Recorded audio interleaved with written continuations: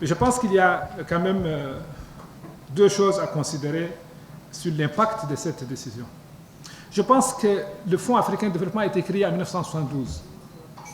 Aujourd'hui, on est en 2025. On continue à utiliser les mêmes instruments qui ont été mis en place en 1972, alors qu'on est déjà en 2025. Et on doit se projeter sur 2050.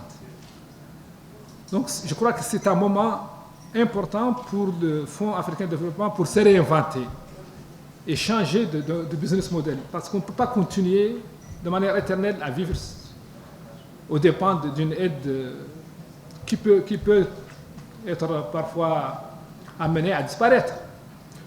Donc je pense que même si c'est douloureux à court terme, c'est salutaire, parce que ça nous amène à redéfinir les modes de financement du Fonds africain de développement. Et je crois qu'il y a certaines pistes qui sont déjà évoquées pour le financement du Fonds africain de développement.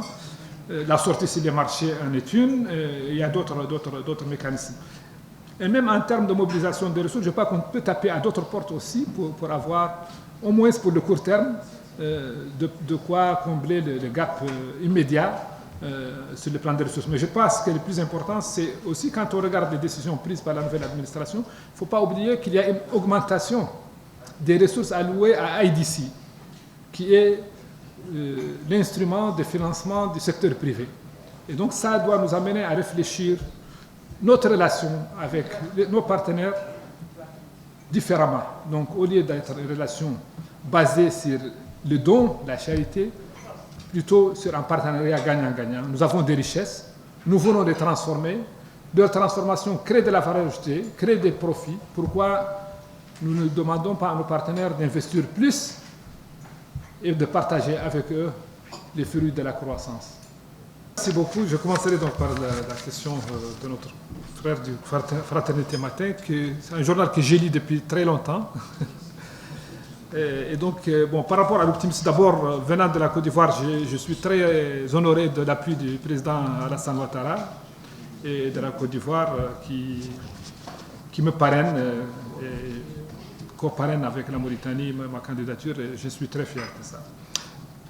Bon, par rapport à l'optimisme, je suis toujours optimiste pour l'avenir de l'Afrique, et je pense que le programme et la vision que j'ai développée sont de nature à contribuer de manière différente et de manière aussi efficace et efficiente pour la transformation structurelle du continent.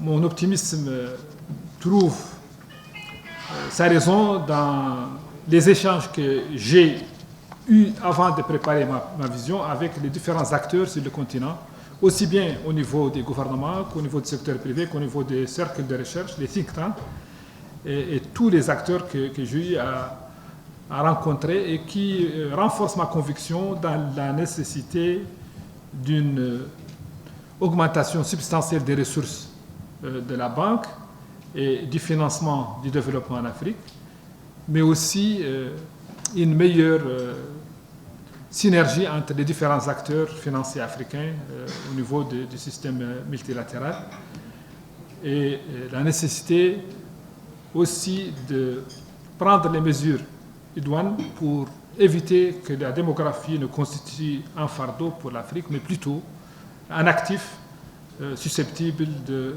créer les conditions d'une prospérité partagée. J'ai aussi senti dans tous les échanges que j'ai eus l'urgence de développer des infrastructures résilientes et d'amener l'Afrique à cesser d'exporter des matières premières et de transformer ces matières premières sur le sol africain, créer de la valeur ajoutée, créer des emplois pour les femmes et les jeunes. Donc, sur la base de toutes ces questions, de tous ces échanges, je suis en position d'être optimiste par rapport à l'élection du 29 mai, Inch'Allah.